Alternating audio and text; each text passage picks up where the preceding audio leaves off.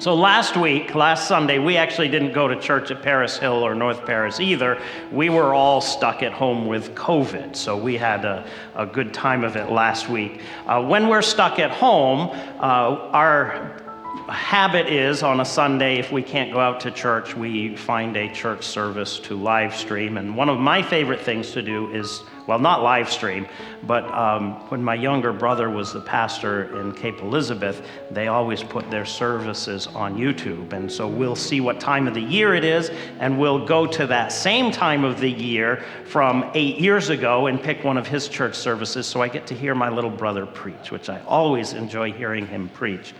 And I thought last week, well, it's Epiphany week. Let's find an Epiphany message from Jonathan, and maybe I'll get some ideas for my message, and I can steal them from him. And so it turned out that he used a lot of the same passages that I was planning to use, but went in different directions. But I didn't get to steal much from him. But one thing that he did startled me, and that was that part of his message, part of the Old Testament reading for the day, was Psalm 97. And it contains this in verses 1 and 2. The Lord reigns, let the earth be glad, let the distant shores rejoice. Clouds and thick darkness surround him. Righteousness and justice are the foundation of his throne. And that surprised me because when we talk about Epiphany, we are usually talking about light. And we think of passages like 1 John 1:5. This is the message we have heard from him and declare to you. God is light. In him there is no darkness at all. God is light, but Psalm 97 describes him as being surrounded by clouds and thick darkness. That doesn't seem like much of an Epiphany message to me. It almost seems like the opposite of that. But this is part of the mystery, and I'm going to use that word mystery, and you'll see why a little bit later. This is part of the mystery of the Epiphany. Until the coming of Christ, the light of God was hidden from us. God himself is light, yes, but we were incapable of seeing or comprehending that light. It makes me think of the hymn by Walter C. Smith, Immortal, Invisible. Immortal, invisible, God only wise, in light, inaccessible, hid from our eyes. Yes, he is light, but that light was hidden from humanity's eyes. And we see this hiding of God's light in a few ways in the Old Testament. In Exodus chapter 33, we get a really good example of that. Moses is talking to God on the mountain, and he begs God, let me see your face. And God says, no. And explains that if he saw his face, it would kill him or anyone else to experience the radiance of his glory full on. So instead, God hides Moses in a rock cleft, covers his eyes with his hand, and passes by. And then removes his hand, allowing Moses to witness only the receding glimpse of God's glory. And God says, but my face you will not see. And then in the very next chapter, Moses comes down off the mountain to speak to the people, and he has on his face a reflected radiance of God's glory so bright that the people had to cover their eyes, and Moses eventually had to put a veil on to shield the people from the reflected glory of God's radiant light. Remember that. The people had a veil, or Moses had a veil over his face to filter the light. That's important. Now, I can relate to all of this personally about light and it being too bright and blinding. I've been in the last few years having some issues with my corneas in my eyes, and one of the consequences of that is I have really struggled with contrasts, bright and darkness. I no longer drive at night, because if I'm out on the road at night and a car is coming the other way, I see nothing except their headlights. So Laura does all the nighttime driving now. Sometimes I get up in the morning and I flip on a light and it hurts my eyes, excruciating to the point that I have to turn the lights off and sit there in the darkness of the morning for several minutes while my eyes adjust, and then I can turn on a night light. So I can understand this. Here's another way of looking at it that you might enjoy. This spring, I forget exactly when it is, April 8th? When's the eclipse? Is it, I don't remember now, April, May, something like that. There's going to be a solar eclipse. Did you guys know this? Very exciting. The path of totality is going to pass through Maine, maybe about an hour north of us. We're hoping to travel to that area of totality so that we can experience a full solar eclipse. And Laura has even already gotten us these great things. These are great. I love it. Do you know what I see right now? You're all gone. These are so amazing. You put them on and you can't see a single thing. But with them on, you can look at the sun, right? So we're looking forward to that. But you can look at the sun with those on, but the moment you put them on, everything else but the sun has completely disappeared. So the message of the Epiphany, or at least part of the message, is this: the light of God, which was once hidden from our eyes, is now visible for all the world to see. We don't need to close our eyes. We don't need to cover our faces. We don't need a veil over our faces, and we can take off the eclipse glasses. We can see the light of God fully in the person of Jesus Christ. And I want to share with you just a few verses.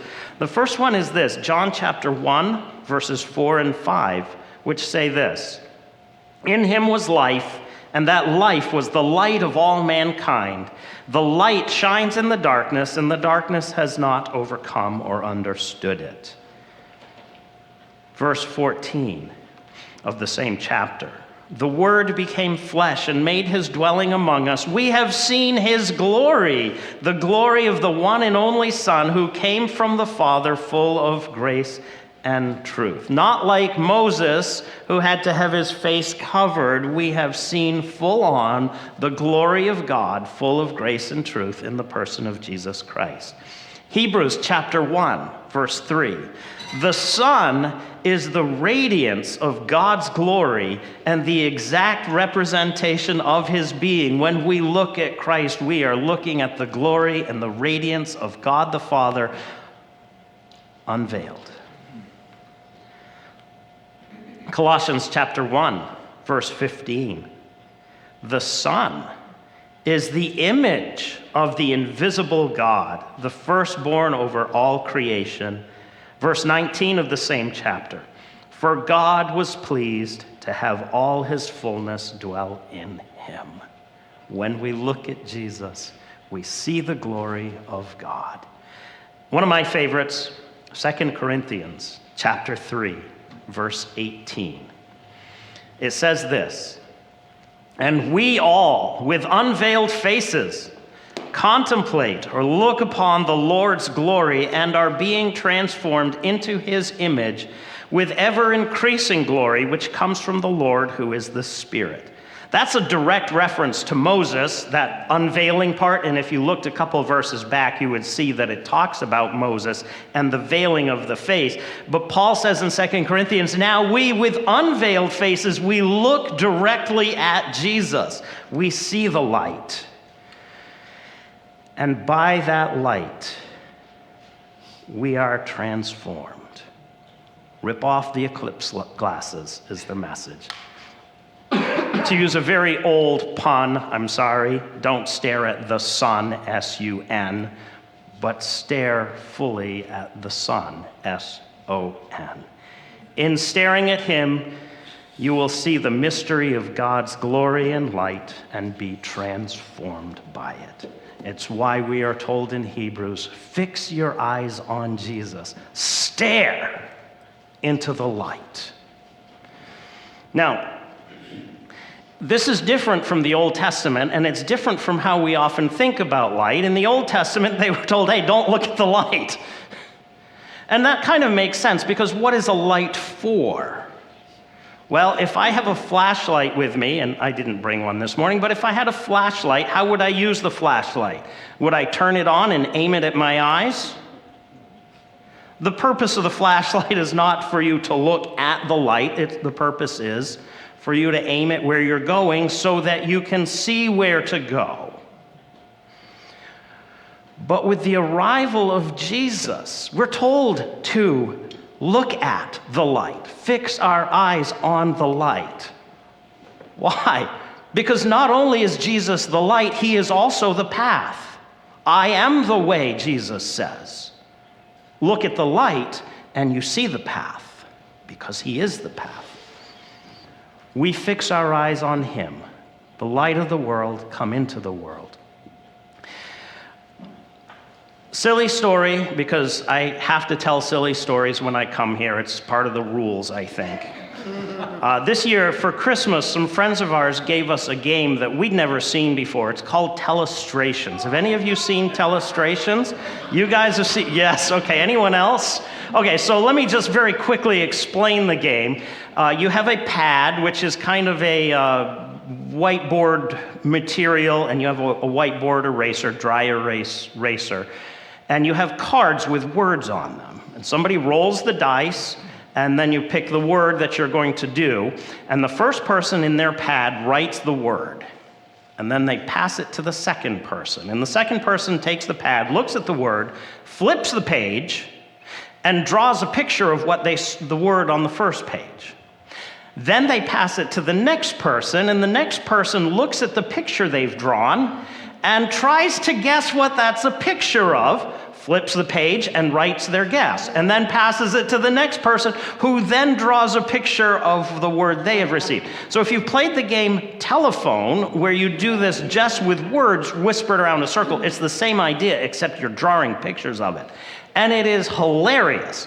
I can tell from your reactions that you're a huge fan of this game. We love it. It's a great game. You get back to the beginning and you look at the pad of paper and you say, holy smokes, how did we get to this picture from what I wrote down? And sometimes you get to pick your own word, because the cards, some of them will have a blank on it. And so if that's what gets selected, you get to pick your own word. So I was the recipient of one of my kids picking their own word, which is not, you never know what's going to happen. So the word I received was Bluey. Anyone know who Bluey is? Okay, we've got a few people who know who Bluey is. So Bluey is a TV show that was made in Australia. It's a kids show about a family of dogs. And it is an adorable show, and I really enjoy it. And I've watched a few episodes with the kids. So here I am looking at this, and it says Bluey, and I know exactly who Bluey is because I've watched the show. And so I say, okay, I have to draw a picture of a dog that looks like Bluey. There's a problem. I've watched several episodes of Bluey, but I've never watched it with the purpose of studying and analyzing what Bluey looks like. So like, okay. So I drew my picture, handed it off to the next person, who looked at it and immediately wrote, I'm so proud of this, "The Big Bad Wolf." And when the pad had been all the way around the circle and was revealed what everybody drew, and my picture of Bluey was shown to the family, you know what they all did? They laughed at me. And they couldn't stop laughing. I'm so humiliated. I'll never be an artist. But fortunately, the kids had just gotten from the library a book of Bluey stuff. And so one of my kids took that book and sat there and studied Bluey and very carefully copied what she saw. Daddy, this is what Bluey looks like. I'm like, yes. And she got really good at drawing Bluey to the point that if anybody even had seen an advertisement for the show and saw one of her pictures, they'd be like, yeah, that's obviously Bluey. But what's the difference between me and her? I had never fixed my eyes on Bluey in the way that she did when she studied it in that book. This is what we need to understand about Jesus, the light of the world, that we are to fix our eyes on him. We don't just have a passing glance at him. We open our Bibles, go to Matthew, to Mark, to Luke, to John, and there you will find in black and white and red, depending on your Bible, who Jesus is. You will fix your eyes on him and you will see his actions. You will see his words. You will see his interactions with others. You will see his character. Fix your eyes on him and you will be transformed by him. Your life will become an illustration of Jesus, so that just like anyone could look at my kid's picture and say, that's Bluey, somebody can look at your life and say, that's Jesus. Is that true of us?